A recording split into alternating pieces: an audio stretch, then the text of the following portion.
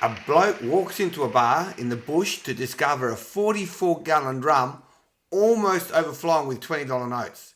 He sits at the bar and orders a beer.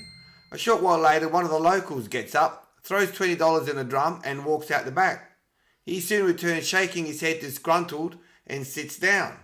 5 minutes later, and another local does exactly the same thing.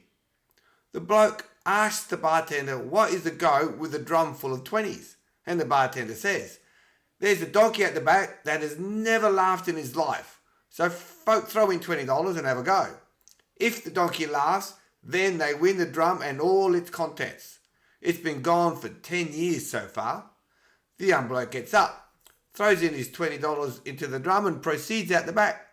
Within seconds, the donkey is laughing its head off.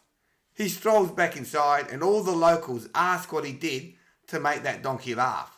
He doesn't utter a word and takes a drum full of cash and leaves.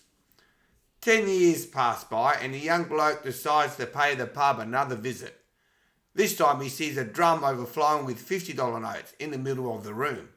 He goes up to the bartender and again asks, "What's the deal with the drum this time?" And the bartender says that they have that same donkey at the back which was still laughing.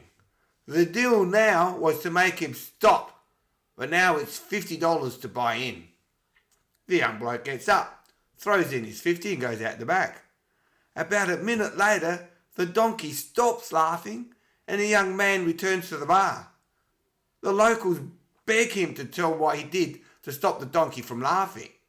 The young bloke says that to make him laugh, he told the donkey his member was bigger than the donkey's. Everyone sighed and understood how easy that was and why they didn't think of it. Now they demanded to know what he did to make the donkey stop. And the young bloke replied that it was quite simple too. He just showed it to him.